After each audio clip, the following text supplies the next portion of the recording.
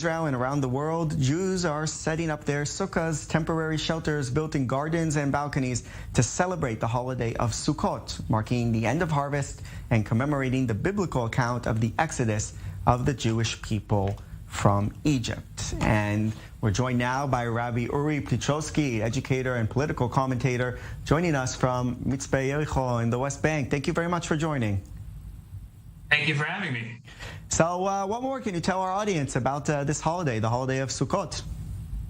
So there's, Sukkot is 7 days here in Israel, 8 days outside of Israel, and it's a festival that really celebrates our relationship with God and the world around us, including the people around us who really mean a lot to us. We sit in booths in Sukkot outside, temporary dwellings that are built out of cloth or wood walls with branches as the ceiling, and it commemorates. There's a debate in the Talmud whether it commemorates the clouds that protected us in the 40 years in the desert when we left Egypt, as you said, or the actual booths that we lived in the desert. We lived in, as your viewers are seeing, how temporary these dwellings are, and it tells us a lot about the security that we think that we have, and how really security isn't all that it's cracked up to be. That really it's God that provides the Jewish people protection, especially in our land. Also, we have 4 species that we take: the lulav and etrog, as your viewers are seeing now, perfect timing. That really connects us back to the agriculture of the land, and we wave it in all directions, in all 4 directions, and then up and down, to show really that God protects us all, and it's God's providence that provides agricultural success. And what can you sort of learn in this more modern sense from this holiday? Because there are some things like the shelter and the agriculture, which kind of harks back to some of the biblical times. But of course, we live in a modern technological age. What can people these days living in the big city, for instance, who don't even have room maybe to set up a sukkah, what can they do on this holiday?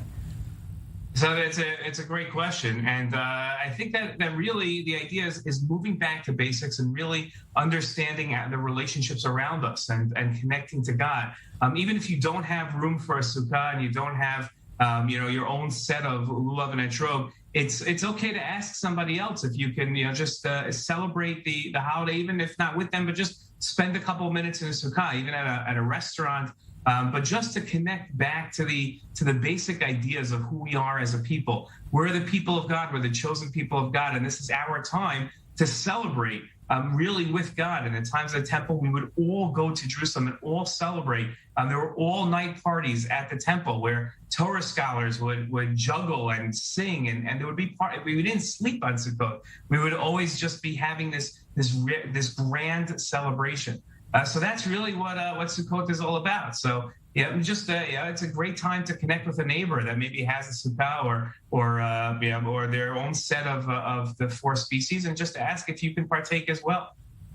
Right, and you mentioned how everyone in the biblical times, or after the biblical times even, went up to the temple, and that's also because Sukkot is one of the 3 regalim, as we call it in Hebrew, one of the pilgrimage holidays, where people are supposed to go to Jerusalem.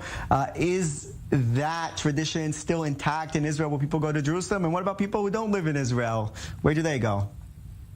So there are definitely literally millions of people that will make their way to Jerusalem over the festival. The old city of Jerusalem is just packed over Sukkot. The priests, the Kohanim, give their blessing on one day of Chol HaMoed and the intermediate days. If you're stuck outside of Israel, and it's so hard nowadays, especially with COVID, where even if you want to come, you might not be able to come. So it's not going to be this year. It'll be another year. But there's still that mitzvah of going to the synagogue and praying in the synagogue. That's actually a Torah command on the festivals. There was a scholar that lived in Jerusalem, Nachmanides, and he felt that it was a Torah command to go to the synagogue.